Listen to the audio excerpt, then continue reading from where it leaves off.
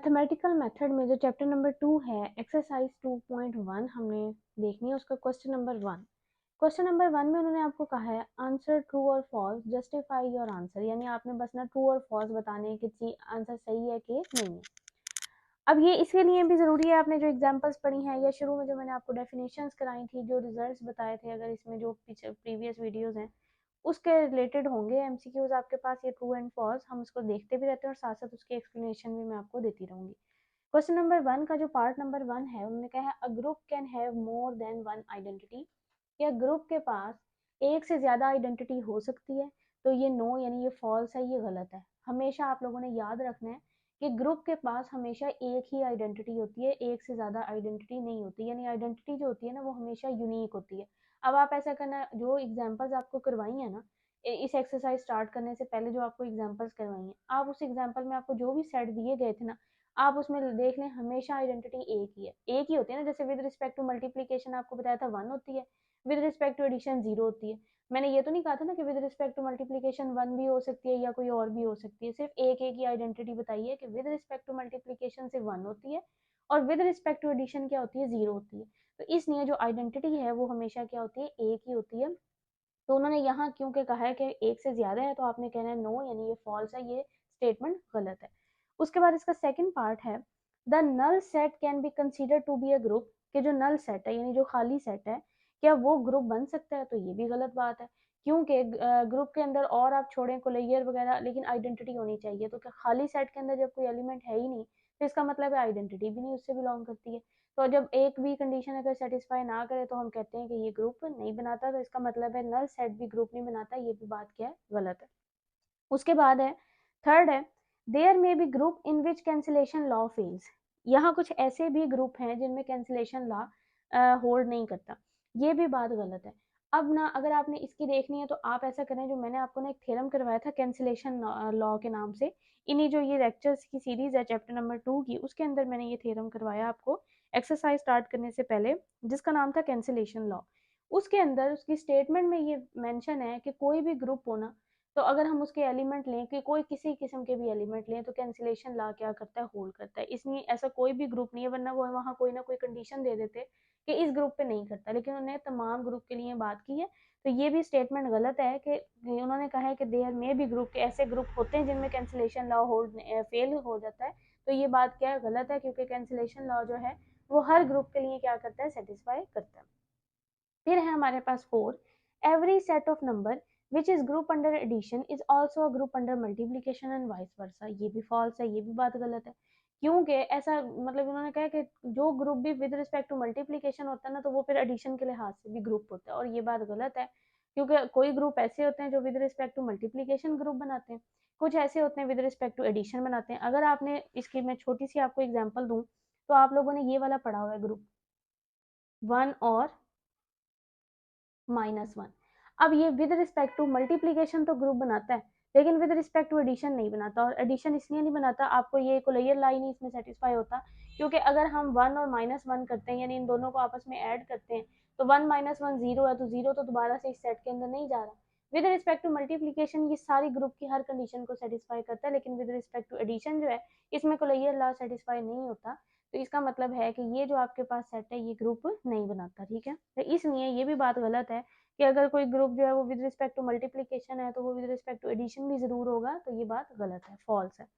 उसके बाद है part number 5, the set are of all real number is a group with respect to subtraction, कि जो real number का सेट है ना वो विद रिस्पेक्ट टू सब्ट्रैक्शन जो है वो ग्रुप बनाता है, ये फॉल्स है। और इसकी भी अगर आपने देखनी है कि क्यों ये गलत है, विद रिस्पेक्ट टू जो सब्ट्रैक्शन है ना उसमें एसोसिएटिव लॉ होल्ड नहीं करता। With respect to subtraction multiplication के लिहाज से, एडिशन के लिहाज से हमने एग्जांपल की नहीं है, यहाँ उन्होंने सब्ट्रैक्शन के लिहाज से पूछा है। तो सब्ट्रैक्शन के लिहाज से क्यों ग्रुप नहीं बनाता, क्योंकि उसमें एसोसिएटिव लॉ होल्ड नहीं करता। और ये मैंने एग्जांपल भी दी हुई है कि जैसे अगर हम रियल में से 2 3 4 ले लेते हैं, अब एसोसिएटिव लॉ ये होता है कि पहले पे ब्रैकेट लें तो वो बराबर होती है अगले पे लेकिन इस केस में ये देखें आप दोनों बराबर नहीं है, क्योंकि पहले अगर हम 2 3 करेंगे तो वो -1 बनेगा, और -1 और -4 तो -5 बनेगा। लेकिन इधर का अगर आंसर देखें तो 3 -4 बनेगा -1, और माइनस माइनस +1 और 2 + 1 कितना हो जाना था 3। तो लेफ्ट और राइट का आंसर जो है वो सेम नहीं आया, एसोसिएटिव लॉ होल्ड नहीं हुआ। इसलिए एक भी कंडीशन सेटिस्फाई ना हो तो हम कहते हैं ग्रुप नहीं बनाता। तो विद रिस्पेक्ट टू जो सब्ट्रैक्शन है वो रियल नंबर जो है वो ग्रुप नहीं बनाता। अब है part number 6, the set of all non zero integer is a group with respect to division. Non zero integer का मतलब होता है कि जीरो निकाल दें तो बाकी जो सेट है वो नॉन जीरो इंटीजर कहलाता है, ठीक है। वो कह रहे हैं कि क्या वो ग्रुप बनाता है विद रिस्पेक्ट टू डिवीजन, तो ये भी फॉल्स है, क्योंकि विद रिस्पेक्ट टू डिवीजन वो ग्रुप नहीं बनाता। अब अगर इसको देखना है कि क्यों नहीं बनाता, तो ये एक एग्जांपल है कि इसमें भी कुलैयर लॉ होल्ड नहीं करता। अब देखें ना, अगर मैं 2 और 5, ये भी तो जी डैश से बिलोंग करता है। जी डैश का मतलब यही है कि जीरो निकाल के बाकी जो एलिमेंट है वो जी डैश से बिलोंग करते हैं। अब देखिए 2 और 5 जो है वो जी डैश से बिलोंग करता है, लेकिन अगर मैं कुलैयर लॉ देखूं तो कुलैयर लॉ का मतलब होता है कि विद रिस्पेक्ट टू डिवीजन फिर 2 ओवर 5 भी जी डैश से बिलोंग करना चाहिए, लेकिन फिर 2 ओवर 5 तो जी डैश से बिलोंग नहीं करता ना। तो इस वजह से इसमें कुलैयर लॉ होल्ड नहीं करता विद रिस्पेक्ट टू डिवीजन, तो ये फॉल्स है कि ये with respect to division group बनाता है। फिर है पार्ट नंबर आपके पास 7, to each element of a group there does not correspond an inverse element. अब आप लोगों ने ये पढ़ा ही है, आपने ग्रुप की इतनी ज्यादा एग्जांपल्स भी की हैं कि जब भी ग्रुप फॉर्म करता है तो हर एलिमेंट का इनवर्स मौजूद होता है। कोई आपको ऐसी डेफिनेशन तो नहीं करवाई ना जहाँ कहा हो कि किसी एक का रह भी जाए तो कोई मसला नहीं। जितनी भी एग्जांपल्स की हैं तो उसमें हम हर एलिमेंट का इनवर्स चेक करते थे। तो यहाँ वो ये कह रहे हैं कि to each element of a group there does not correspond an inverse element, कि हर एलिमेंट के लिए इनवर्स जो है वो जरूरी नहीं है कि वो एग्जिस्ट करे, तो ये भी फॉल्स है, ठीक है। फिर है 8, to each element of a group there correspond only one inverse element, ये ट्रू है, क्योंकि आप लोगों ने जितनी एग्जांपल्स की हैं ग्रुप की उसमें आपको बताया गया था कि हर एलिमेंट का इन्वर्स मौजूद होता है और एक ही होता है, कभी एक से ज्यादा तो इन्वर्सेस आपने नहीं निकाले ना, हर एलिमेंट का एक इन्वर्स जरूर मौजूद होता है। तो ये सही है कि to each element of a group there correspond only one inverse element, तो ये क्या है, ट्रू है। फिर है part number 9, to each element of a group there correspond more than one inverse element, ये फिर वही गलत है, क्योंकि ऊपर जैसे बताया है कि हर एलिमेंट के लिए एक इन्वर्स एलिमेंट एग्जिस्ट करता है, एक से ज्यादा नहीं करते। तो नीचे उन्होंने कहा है कि एक से ज्यादा करते हैं, तो ये स्टेटमेंट क्या है, ये फॉल्स स्टेटमेंट है। ये था क्वेश्चन नंबर 1 हमारे पास। अब हम देखते हैं question number 2, show that in a group G identity element is unique और inverse element inverse of each element is unique. ये वही है जो आपने भी स्टेटमेंट आपने जो ट्रू फॉल्स किया उसमें भी यही बताया था कि आइडेंटिटी यूनिक होती है और इनवर्स भी यूनिक होते हैं, यानी आइडेंटिटी भी एक ही होती है और हर एलिमेंट का इनवर्स भी क्या होता है, एक होता है। अब आपको उन्होंने इसमें प्रूफ करने को भी कह दिया। हम इस तरह करते हैं, पहला पार्ट इसका प्रूफ करते हैं कि आइडेंटिटी यूनिक होती है। सबसे पहले आपको आइडेंटिटी की डेफिनेशन का तो पता है, वही नो डैट कि आइडेंटिटी की क्या डेफिनेशन होती है कि किसी भी एलिमेंट को आइडेंटिटी से मल्टीप्लाई करें, बेशक लेफ्ट से करें बेशक राइट से करें, तो वो आंसर वही आता है। हमने जो ग्रुप की डेफिनेशन की है उसमें आपको बताया था कि आइडेंटिटी एलिमेंट क्या होता है कि आप किसी एलिमेंट को आइडेंटिटी से मल्टीप्लाई करें, बेशक लेफ्ट से करें राइट से करें, तो उस एलिमेंट को कोई फर्क नहीं पड़ता, वो वही रहता है तमाम एलिमेंट, और ये बात तमाम एलिमेंट के लिए सेटिस्फाई होती है। और यहाँ उन्होंने बता दिया कि ई जो है हम आइडेंटिटी के तौर पे ये लेके चल रहे हैं। अब ना हमने प्रूफ तो ये करना है कि आइडेंटिटी यूनिक है, लेकिन ना हम ना लेके चलते हैं कि यूनिक नहीं है, मतलब उल्टा लेके चलते हैं ना कि यूनिक नहीं है, हम दो लेके चल लेते हैं। वैसे प्रूफ करने के एक है, लेकिन हम लेके कितनी चल रहे हैं, दो लेके चल रहे हैं। Suppose E1 E2 are two identities in G, के E1 E2 टू आइडेंटिटीज है जी के अंदर। अब जो इसमें इंपॉर्टेंट एक पॉइंट है यही वाला समझने वाला है। अब ना क्योंकि हम दो आइडेंटिटीज लेके चले, अब एक वक्त में तो हम एक ही आइडेंटिटी मानेंगे ना, हम ऐसा कर लेते हैं, हम सेंस मान लेते हैं कि E1 जो है ना वो आइडेंटिटी है। अगर हमने E1 को आइडेंटिटी मान लिया तो ये जो दूसरा एलिमेंट है E2 ये तो फिर एक आम एलिमेंट के तौर पे होगा ना ग्रुप के। जरा इस बात को आप थोड़ा सा समझें कि ये दो एलिमेंट हमने समझो ग्रुप के लिए, अभी हम लेके चल रहे हैं कि ये दोनों आइडेंटिटी हैं। अब केसेस बनाएंगे, केसेस में ये है कि पहले एक को आइडेंटिटी लेके चलेंगे और दूसरे को आर्म एलिमेंट के तौर पे एक्ट करवाएंगे। फिर दूसरे केस में हम जो दूसरी है उसको आइडेंटिटी लेके चलेंगे और पहले वाले को एक आर्म एलिमेंट समझेंगे, ठीक है। तो यहाँ हमने क्या किया है कि E1 को हमने अभी इस केस में E1 को आइडेंटिटी समझ लें और हम कह रहे हैं कि E2 जो है ना वो वैसे कोई ग्रुप का एलिमेंट है। अब आप इस पे ना आइडेंटिटी की डेफिनेशन लगाएं, क्योंकि हमने E1 को आइडेंटिटी माना है और इसको आर्म एलिमेंट माना है। तो देखिए अगर हम आइडेंटिटी को एक आर्म ग्रुप के आर्म एलिमेंट से मल्टीप्लाई करते हैं तो आंसर वो दोबारा से वही एलिमेंट नहीं आ जाता, क्योंकि आइडेंटिटी से कोई एलिमेंट मल्टीप्लाई होता है तो उसको एलिमेंट को कोई फर्क नहीं पड़ता। ये ऊपर आपको डेफिनेशन भी बताइए कि ए एक आर्म एलिमेंट है, ई आइडेंटिटी है, तो हम ए को जब ई से मल्टीप्लाई कराएंगे तो आंसर ए ही आता है, यानी वही एलिमेंट दोबारा आ जाता है। तो अगर हम E1 को आइडेंटिटी मान रहे हैं, E2 एक वैसी आम सा एलिमेंट है, तो E1 को जब यानी E2 को जब हम आइडेंटिटी से मल्टीप्लाई कराएंगे तो वो दोबारा से E2 ही आएगा। इसको कह दिए इक्वेशन नंबर 1। अब अगले में हम लेके चलते हैं कि E2 आइडेंटिटी है और जो E1 है वो एक वैसी ग्रुप का एलिमेंट है। अब इस पे आप डेफिनेशन लगाएं। अब देखें E2 आइडेंटिटी है कि अगर E2 आइडेंटिटी है तो आप आइडेंटिटी के साथ एलिमेंट को जब मल्टीप्लाई कराएंगे, अब एलिमेंट कौन है? E1 है। E1 को जब आप आइडेंटिटी के साथ मल्टीप्लाई कराएंगे तो उसे कोई फर्क नहीं पड़ेगा, वो दोबारा से E1 ही देगा। इसको कह देते हैं इक्वेशन नंबर 2। अब अगर आप फ्रॉम 1 एंड 2 देखें, जब लेफ्ट बराबर है तो राइट भी बराबर होगी। तो फ्रॉम 1 एंड 2 वी हैव कि E1 बराबर है E2 के। देखिए हम लेके दो मुख्तलिफ चले थे, लेकिन एट द एंड वो आपस में क्या आ गई है? बराबर आ गई। इसका मतलब है कि ग्रुप की जो आइडेंटिटी है वो वाकई सिर्फ एक ही होती है, दो नहीं होती है। अगर दो होती तो फिर वो बराबर नहीं आनी थी ना। अब बराबर का मतलब यही है कि मुख्तलिफ नहीं है, एक ही आइडेंटिटी होती है, डिफरेंट आइडेंटिटीज नहीं होती। तो इससे ये शो हो गया आइडेंटिटी इज यूनिक। अब हम ना इनवर्स की तरफ चलते हैं, सेकंड पार्ट की तरफ, कि inverse of each element is unique, कि हर एलिमेंट का जो इनवर्स है ना वो भी यूनिक होता है। Suppose B and C are two inverses of A. Suppose कर लेते हैं कि बी और सी जो है वो दो इनवर्सेस हैं एलिमेंट ए के। सिंस अब अगर हमने खुद कहा है कि जो ए बी और सी है ना वो ए के इनवर्स हैं, तो हम पहले लेके चल लेते हैं कि ए का इनवर्स जो है ना वो बी है। मतलब हम बी भी हमने कहा सी भी, लेकिन हम वन बाय वन लेके चलेंगे ना कि ए का इनवर्स हम पहले ये लेके चलते हैं कि बी है। और इनवर्स की अगर आपने जिन्होंने पिछले लेक्चर लिए उनको पता है कि इनवर्स की हम क्या डेफिनेशन करते थे कि अगर किसी एलिमेंट को उसके इनवर्स से मल्टीप्लाई करवाते हैं ना तो आंसर आइडेंटिटी आता है। हमने ये काफी दफा किया है, पिछली एग्जांपल्स में भी किया है। तो अब यहाँ हम उसकी डेफिनेशन लगा देंगे क्योंकि हमने कहा है कि ए का इनवर्स बी है, तो ए को बी से मल्टीप्लाई कराएंगे यानी ए को उसके इनवर्स से मल्टीप्लाई कराएंगे तो आंसर आइडेंटिटी आएगा, बेशक लेफ्ट से करवाएं बेशक राइट से करवाएं। अब दूसरा लेके चलते हैं कि हमने तो ए का इनवर्स हम सी भी लेके चले, तो अगर हम ए का इनवर्स सी लेके चले तो आप वही काम इस पे भी करना है। इनवर्स की डेफिनेशन कि आप ए को बेशक जो ए है उसके इनवर्स से मल्टीप्लाई कराएं, बेशक लेफ्ट से कराएं बेशक राइट से कराएं, आंसर क्या आता है? आइडेंटिटी आता है। अब ना हमने तो वैसे ये प्रूव करना है कि वो यूनिक है, लेके हम दो चले और हमने प्रूव करना है कि वो यूनिक है यानी एक ही है। अब ना क्योंकि ग्रुप है, ये एलिमेंट हम कहाँ से ले रहे हैं? देखो show that in a group G, ये ग्रुप है तो ग्रुप के अंदर एसोसिएटिव लॉ भी होल्ड करना चाहिए। हम इस तरह करते हैं, एसोसिएटिव लॉ लगा के देखते हैं इन तीनों एलिमेंट पे, ए बी और सी पे। हमने ए बी सी लिए ग्रुप में से, तो एसोसिएटिव लॉ क्या होगा? बी ए सी, यानी पहले इन दो पे ब्रैकेट और फिर अगले दो पे। अब आप यहाँ ना इनकी वैल्यूज पुट करें जो हमने ऊपर निकालेंगे। देखिए जो बी ए है वो किसके बराबर है? आइडेंटिटी के, सी रखा वैसे ही। और ये जो ए सी है ये भी आइडेंटिटी के बराबर है, ये इन दोनों को यूज किया है मैंने इसमें। फिर सी बराबर आ गया बी के। देखें हम दो इनवर्स मुख्तलिफ लेके चले थे, लेकिन एट द एंड वो आपस में क्या आ गए? बराबर आ गए। इसका मतलब है जो इनवर्स है ना वो भी क्या है? यूनिक है। तो ये अब है question number 3, which of the following sets are group and why, कि इनमें से कौन से सेट आपको सेट दिए जाएंगे, आपने बताना है कि इनमें कौन से ग्रुप हैं और क्यों हैं। सबसे पहला पार्ट है इसका, the set of all positive rational number under dot, कि विद रिस्पेक्ट टू मल्टीप्लीकेशन जो set of positive rational number है। पॉजिटिव रेशनल नंबर का मतलब है कि जिसमें सिर्फ पॉजिटिव रेशनल नंबर शामिल होंगे, यानी जीरो शामिल नहीं होगा, उसके अलावा बाकी सारे नंबर पॉजिटिव साइड्स पे शामिल होंगे।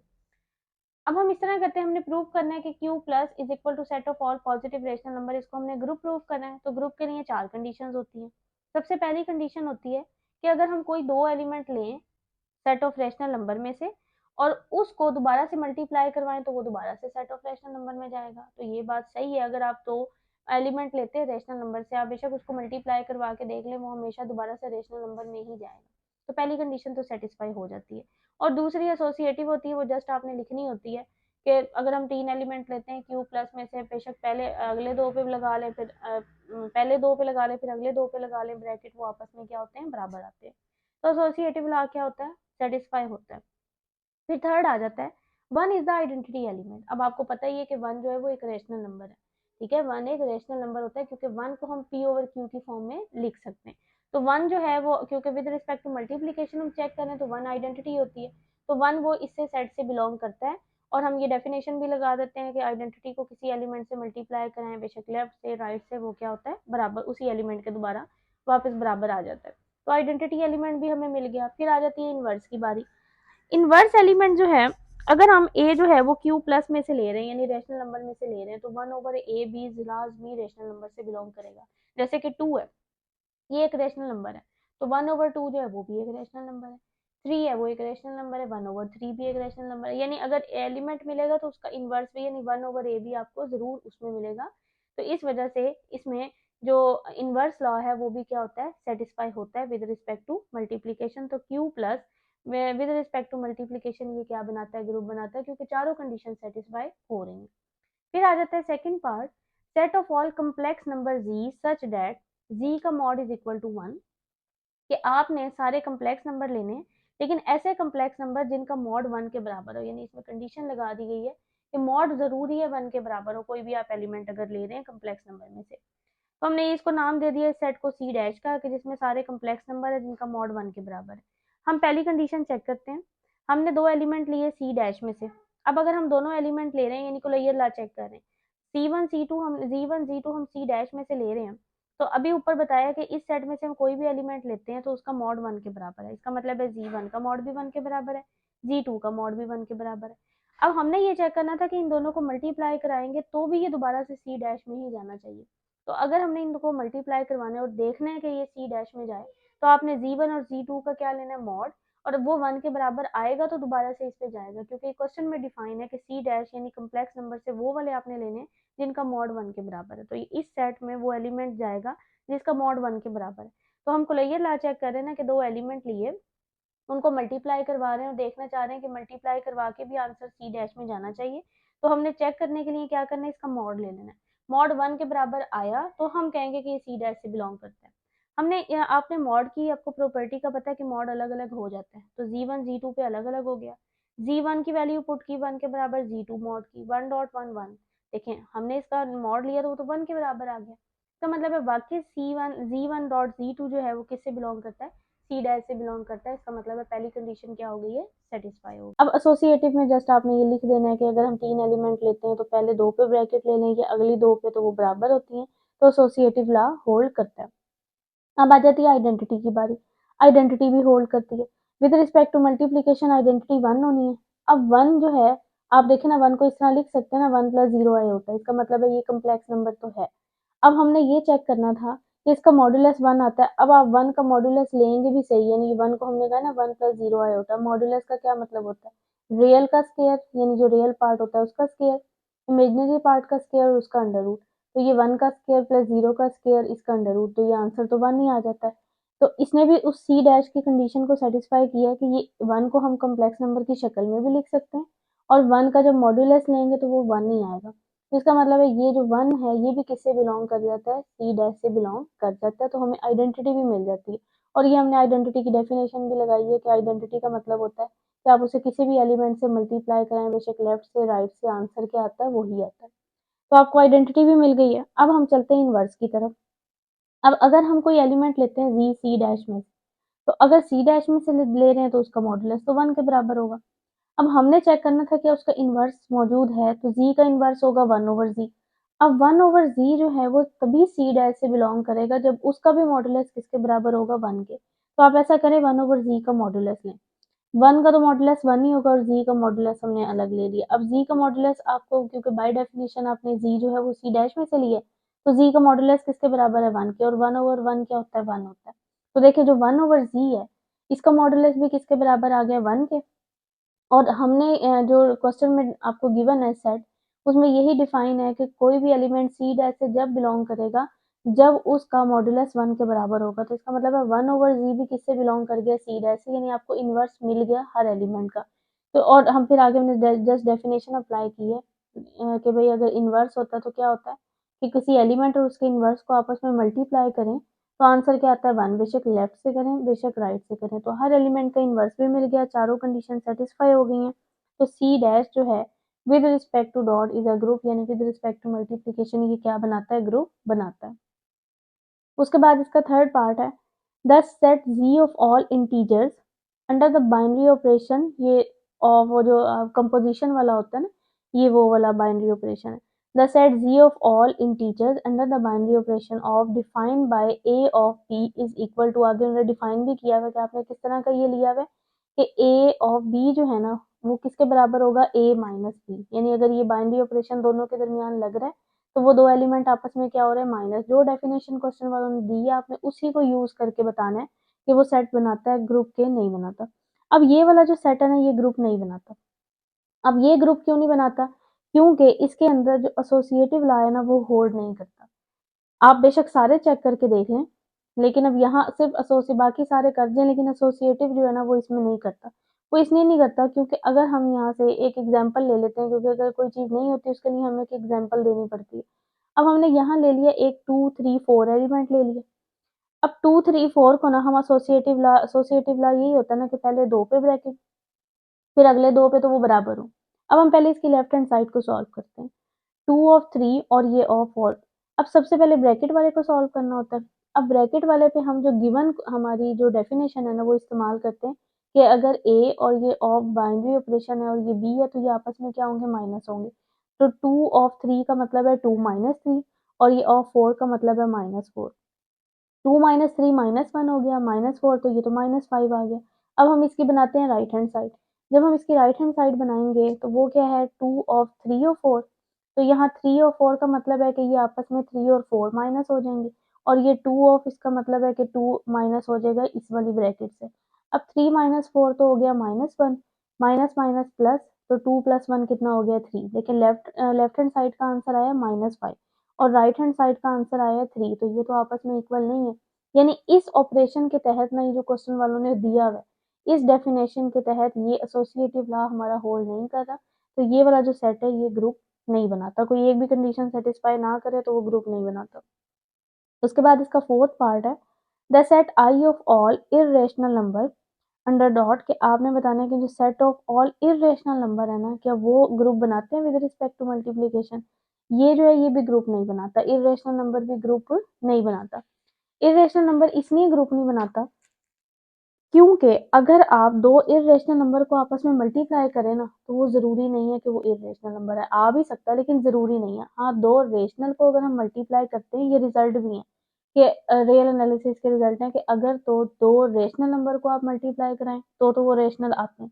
लेकिन अगर आप दो इरेशनल नंबर को मल्टीप्लाई कराएं तो जरूरी नहीं है कि वो इरेशनल आए, वो इरेशनल आ भी सकते हैं और नहीं भी आ सकते। तो यहाँ हमारे पास एक मतलब एक हमें ऐसी एग्जांपल मिल गई है, क्योंकि कोलैयर लॉ के लिए ये होता है कि अगर आप दो एलिमेंट इरेशनल से ले रहे हैं, उनको मल्टीप्लाई कराएं तो वो भी इरेशनल ही आने चाहिए। लेकिन यहाँ क्योंकि ये रिजल्ट है कि दो इरेशनल मल्टीप्लाई करें तो वो इरेशनल नहीं भी हो सकते, तो ये पहला ही कंडीशन इसकी सेटिस्फाई नहीं होती, कोलैयर लॉ सेटिस्फाई नहीं होता।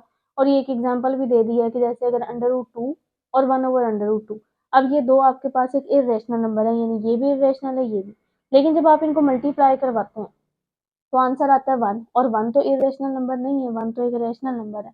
तो इस वजह से इसमें पहली कंडीशन सेटिस्फाई नहीं होती, तो ये जो सेट है ये ग्रुप नहीं बनाता। क्वेश्चन नंबर है 4, show that the set 1 2 4 5 7 8 under multiplication modulus 9 is a group, के ये ना जो आपको सेट दिया गया ना, ये अंडर मॉड्यूल 9 जो है ये क्या बनाता है, ग्रुप बनाता है। अब इस तरह के आपने एग्जांपल्स भी की हुई हैं।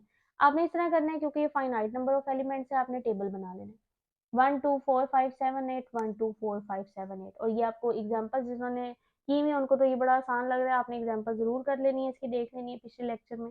इसको आपने इस तरह करना है, 1 को 1 से मल्टीप्लाई किया 1, फिर 1 को 2 से 2, 1 को 4 से 4, 1 को 5 से 5, 1 को 7 से 7, 1 को 8 से 8। अब देखें, 2 को 1 से 2, 2 को 2 से 4, 2 को 4 से 8, 2 को 5 से किया तो 10 आता है, लेकिन हमने 10 नहीं लिखा, हमने 1 लिखा है क्योंकि क्वेश्चन में गिवन है कि ये अंडर मॉड्यूलो 9 है। तो आपने जब भी 9 से ऊपर आंसर जाएगा ना तो आपने उस एलिमेंट को अंदर रखना है, यानी अब 2 5 10 आ रहा था, वो 9 से ऊपर है और उसको 9 पे डिवाइड कर देना है। तो 9 1 9, तो पीछे आंसर जो रिमाइंडर बचता है वो आपने यहाँ लिखना होता है। इसी तरह फिर आपने सब एलिमेंट के लिए करना है 2 7 14, फिर आपने क्या करना है 14 को अंदर रखना है, 9 पे डिवाइड करना है, तो पीछे आपके पास 5 बचेगा। फिर 2 8 16, फिर आपने 9 को डिवाइड 9 पे डिवाइड कर देना है, 16 को तो 7 बचता है। इसी तरह 4 को 1 बाय 1 मल्टीप्लाई करना है, अगर 9 से ऊपर आंसर जा रहा है तो 9 पे डिवाइड कर देना है, या 9 के बराबर आ रहा है तो भी आपने 9 पे डिवाइड कर देना है। फिर 5 को किया, फिर 7 को किया और फिर 8 को किया, तो ये आपने क्या बना लिया, टेबल बना लिया। अब देखें, आपने चेक करना था सारी कंडीशंस को। पहले हम देखते हैं कोलैयर लॉ। कोलैयर लॉ आपने देखना है कि कोई भी जो टेबल का आंसर है क्या वो इस सेट से बाहर जा रहा है। आप लोग बेशक देख लें, इनमें से कोई भी जो एलिमेंट है ना टेबल का, वो कोई भी इस सेट से बाहर नहीं जा रहा। इसका मतलब है कोई ये वाला सेटिस्फाई करता है। फिर जो आपने एसोसिएटिव होता है वो जस्ट लिखना होता है। फिर थर्ड आ जाता है identity. Identity with respect to अगर हम मल्टीप्लीकेशन चेक कर रहे हैं तो आइडेंटिटी 1 है और 1 आपको इस सेट में नजर आ रहा है, इसका मतलब है 1 भी हमें मिल गया, आइडेंटिटी भी मिल गई है। फिर आ जाती है इनवर्स की बारी। अब इनवर्स हमने चेक करना था कि हर एलिमेंट का इनवर्स है। अब देखें with respect to multiplication identity 1 होती है, तो हर एलिमेंट का इनवर्स हमने कैसे चेक करना है कि उस एलिमेंट को उसके इनवर्स से मल्टीप्लाई कराएं तो आंसर आइडेंटिटी आना चाहिए यानी 1 आना चाहिए। तो देखें 1 को 1 से करवा रहे हैं तो 1 आ रहा है, इसका मतलब है 1 का इनवर्स कौन है, 1 है। देखें 1 का इनवर्स कौन है, 1। फिर 2 को 5 से करवा रहे हैं तो 1 आ रहा है, इसका मतलब है 2 का इनवर्स 5 है। फिर 4 को 7 से करवा रहे हैं तो 1 आ रहा है, इसका मतलब है 4 का इनवर्स 7 है। फिर 5 को 2 से करवा रहे हैं तो 1 आ रहा है, इसका मतलब है 5 का इनवर्स 2 है। फिर 7 को 4 से करवा रहे हैं तो 1 आ रहा है, इसका मतलब है 7 का इनवर्स 4 है। फिर 8 को हम 8 से करवा रहे हैं तो 1 आ रहा है, इसका मतलब है 8 का इनवर्स कौन है, 8 है। और ये देखिए हर एक एलिमेंट का इनवर्स मौजूद है और वो है भी इसी सेट का, इसका मतलब है इनवर्स लॉ भी क्या हो गया है, सेटिस्फाई हो गया है।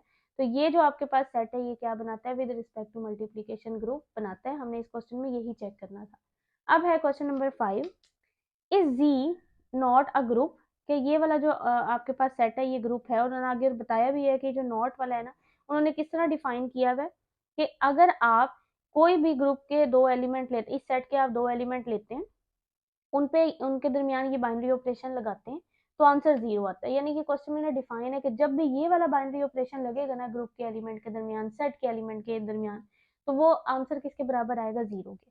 तो आपने बताना था क्या ये ग्रुप बनाता है, तो आपने ये ग्रुप नहीं बनाता। और इसकी अगर आपने एक्सप्लेनेशन देनी है कि ये ग्रुप क्यों नहीं बनाता, ये इसलिए ग्रुप नहीं बनाता क्योंकि इसके पास ना कोई आइडेंटिटी नहीं है। अब देखे ना इस क्वेश्चन में उन्होंने खुद कहा है कि अगर आप कोई भी दो एलिमेंट ले लेते हैं इस सेट से और उनके दरमियान बाइनरी ऑपरेशन ये वाला लगाते हैं तो आंसर 0 आता है। अब अगर हम ना कहते हैं जी, वैसे तो मैंने कहा है कि ये ग्रुप इसलिए नहीं, मैंने बता दिया कि आइडेंटिटी नहीं है। अब प्रूफ कैसे करना है, अगर मैं मान लेती हूँ कि इसमें आइडेंटिटी है, तो अगर आइडेंटिटी होती है तो आइडेंटिटी की आप लोगों ने क्या डेफिनेशन पढ़ी है कि किसी एलिमेंट को आइडेंटिटी के साथ ऑपरेट करवाएं तो आंसर वही आता है, एलिमेंट चेंज नहीं होता। तो अगर तो मैंने ई को आइडेंटिटी माना है तो मैं अगर एक आम एलिमेंट ए का कोई भी मैंने कह दिया कि ए जो है वो बिलोंग करता है उस सेट से, तो अगर मैं ए को ऑपरेट करवाऊंगी आइडेंटिटी के साथ तो आंसर तो ए आना चाहिए। और ये तमाम एलिमेंट के लिए ये बात सेटिस्फाई होती है। इसको मैं कह देती हूँ 1, यानी मैंने मान लिया कि ई आइडेंटिटी है। लेकिन क्वेश्चन वालों ने क्या कहा है कि अगर आप कोई भी दो एलिमेंट ले रहे हैं और उनके दरमियान ये बाइनरी ऑपरेशन लगा रहे हैं तो आंसर तो 0 आना चाहिए। तो ये दोनों बातें तो एक दूसरे को गलत नहीं कर रही। आइडेंटिटी की डेफिनेशन कहती है आंसर ए आना चाहिए, लेकिन क्वेश्चन की डेफिनेशन कह रही है कि आंसर 0 आना चाहिए। तो इस वजह से 1 और 2 कंट्राडिक्ट कर रही हैं। इसका मतलब है आइडेंटिटी जो है वो बिलोंग नहीं करती इस सेट से, और अगर आइडेंटिटी इस सेट से बिलोंग नहीं करती तो ये वाला जो सेट है ये ग्रुप नहीं बनाता। ये क्वेश्चन नंबर 5 था। अगले लेक्चर में हम इसके कुछ अगले क्वेश्चन को डिस्कस करेंगे। अभी आपको किसी कोई चीज़ की ना समझ आ रही हो तो आप मेरे से पूछ लेना। अल्लाह हाफिज़।